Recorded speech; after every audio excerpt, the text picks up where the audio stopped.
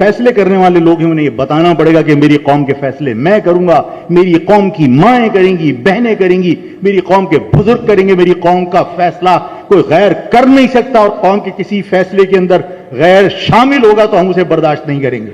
میری قوم کے فیصلے مستقبل کے ہم نے خود کرنے۔ اپنے اتحاد کا مظاہرہ کرو، اپنی طاقت کا مظاہرہ کرو۔ اور میں نے جس طرح آپ کو کہا کہ آپ کے سامنے چوائسیز ہیں، یہ بھی ہے، یہ بھی ہے، یہ بھی ہے، ایک چیز کامن ہے، لفظ مہاجر۔ آپ کو فیصلہ کرنا ہے کہ لفظ مہاجر کو وقتی طور پر کون استعمال کرتا رہا ہے اور کس نے اپنی جان کے ساتھ اس کو سلامت رکھنے کی کوشش کی ہے، پرچم کو تھام کے رکھا ہے، کس نے جیلیں کاٹی، کیوں کاٹی۔ آفاق کو لوگ کہتے تھے، آفاق کس مٹی کے بنے ہو، تمہیں اپنے گھر کی پرواہ نہیں ہے، تمہیں اپنے والدین کی پرواہ نہیں ہے۔ میرے والد کا انتقال ہو چکا تھا، میری ماں، میری بیٹی، میری بیوی گھر میں اکیلے رہتے تھے، لائٹیں بند کر کے رہتے تھے کہ کسی کو یہ پتا نہ چل جائے کہ گھر میں کوئی رہتا ہے۔ اس خوف کے سائے میں میری خاندان زندگی گزار رہا تھا والد کے انتقال کے بعد۔ میں نے کہا میں کانٹوں پر زندگی گزارتا ہوں جیل میں، لیکن اس کے باوجود میں اپنی قوم کو دھوکہ نہیں دے سکتا۔ میں نے اپنی قوم کے لوگوں کو مہاجر نام پر قربانیاں دیتے ہوئے دیکھا ہے۔ میں نے آفتاب عمر کو مہاجر پرچم کی حرمت پر اپنی جان دیتے ہوئے دیکھا ہے۔ وہ گرین ٹاؤن کے اندر پنجابی پختون اتحاد والے پرچم اتارنا چاہتے تھے، وہ اس پرچم کی حفاظت کے لیے رات کو ڈیوٹیاں دیتا تھا۔ آج مہاجر لفظ سے انکار کر کے آپ کہو کہ ہم مصلحت اور بغیرتی کے اندر باریک سی لکیر ہوتی ہے۔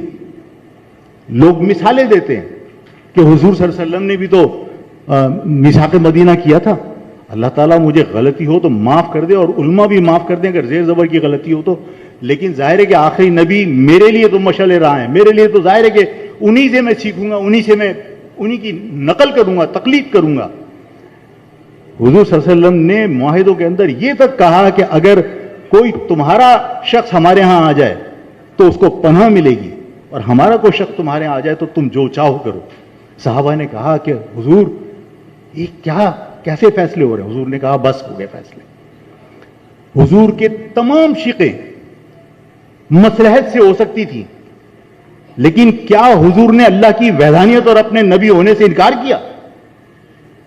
یار مصلحت کا مقصد یہ تھوڑی ہوتا ہے کہ آپ اپنے ایمان سے پھر جاؤ۔ مرنا آفاق کو بھی ہے، مرنا آپ کو بھی ہے، مرنا الطاف کو بھی ہے۔